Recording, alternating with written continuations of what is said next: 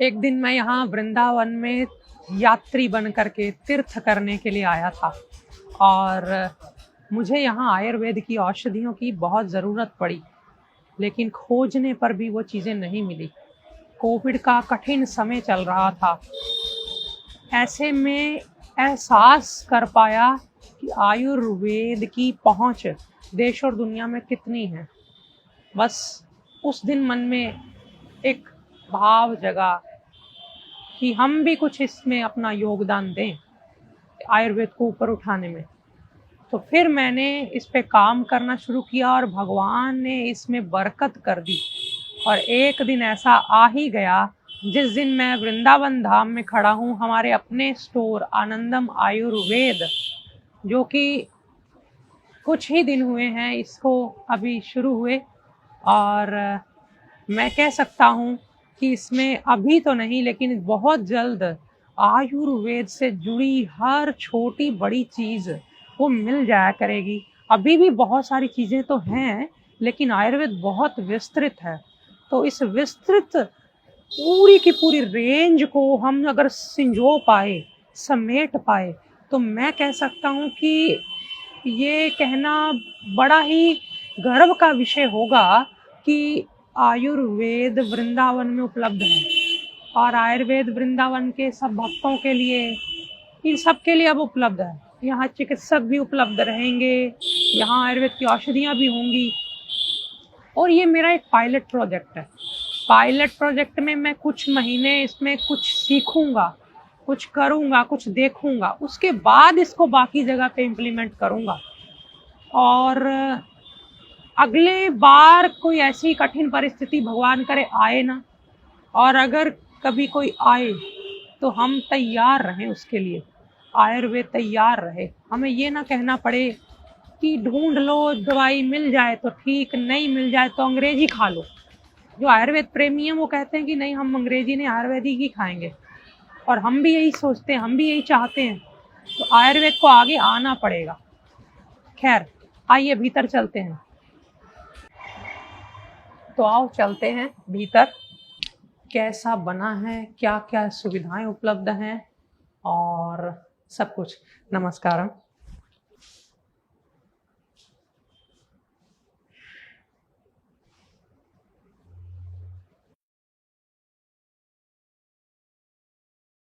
आनंदम आयुर्वेद के स्टोर की यही खासियत है कि यहाँ पर हर अच्छी आयुर्वेद की वो फार्मेसी, वो कंपनी, वो सब उपलब्ध हैं जो आयुर्वेद पे मेहनत कर रही हैं, काम कर रही हैं। मकसद ब्रांड चमकाना नहीं, मकसद रोगी की मदद करना है।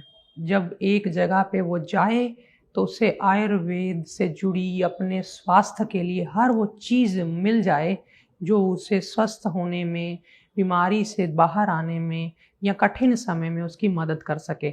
इसी बात को ध्यान में रख के मैंने आनंदम आयुर्वेद की औषधियाँ बनानी शुरू करी, जिनमें पहले तो उन औषधियों को शामिल किया जो बनती ही नहीं, बननी बंद हो गई। जैसे ये तक्रारिष्ट है, आयुर्वेद में बड़ा इसका नाम है, महिमा है। जिनका पेट बिल्कुल ठंडा हो गया, खाना पचाता ही नहीं, खाना यहीं पड़ा रहता है, उन लोगों के लिए, या जिनको दस्त अधिक आते हैं उन लोगों के लिए। लेकिन जब हम पढ़ते थे ग्रंथों में तो वो बस पढ़ने तक ही रह जाता था, ये चीज़ें मिल नहीं पाती थी। इतनी गुणवत्ता, इतनी परिष्कृत ढंग से बनाई गई। तो मैंने कोशिश करके इसको A2 गाय के दूध से जो छाछ निकलती है उससे बनवाया। इसी चीज़ का ध्यान रखता हूँ मैं आयुर्वेद में, जब हम अपनी कोई चीज़ बनाएं, कि वो औषधि या तो वो बनती ही ना हो, और वो बन जाए और बड़ी काम की हो तो क्या बात है। और अगर बनाती हो कोई और फार्मेसियाँ, तो उसके बावजूद मैं उसको बनाऊं तो ये ध्यान रखता हूँ कि मैं इसमें क्या बेटर कर सकता हूँ। जैसे ये पुष्यानुग चूर्ण है, बाकी मुझे नहीं पता, लेकिन कुछ फार्मेसियों का मुझे पता है कि जब बनाती हैं तो मुनक्का जब इसमें डलता है उसके बीज भी साथ में डाल दिए जाते हैं, जो कि पेट में कई बार मरोड़ करते हैं।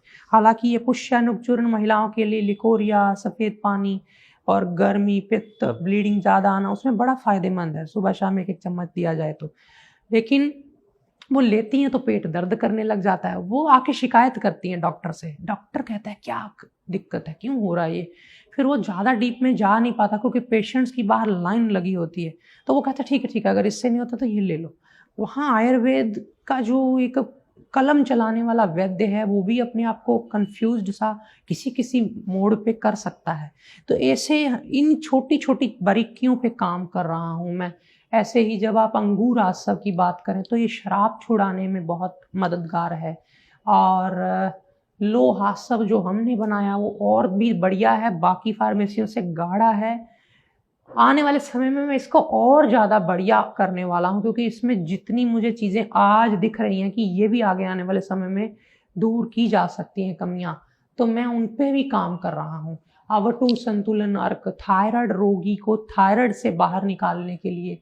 ब्रह्मी अर्क, माँ पार्वती कहती हैं कि जो संगीत की साधना करते हैं, जो ध्यान भजन करते हैं, जो दिमाग वाले लोग हैं, रावण को सिखाते हुए कहती हैं कि हे रावण, उसको ब्रह्मी अर्क दूध में डाल करके 1 वर्ष लेने से उसकी जो बुद्धि है बहुत तीव्र हो जाती है।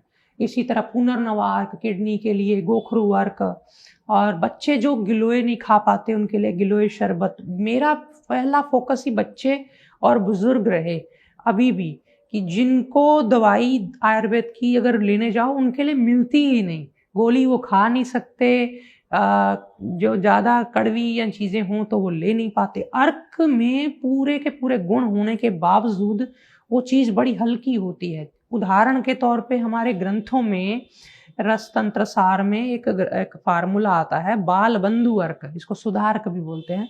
तो बाल बंधु अर्क जो है ये चूना और बाकी कुछ ऐसी चीज़ों से बनता है, कैल्शियम के लिए है। जिनको पत्थरी कर जाता है उनके लिए फिर चूना देना नहीं होता, लेकिन ये चूने का पानी है, उसका संस्कार ले लिया पानी से।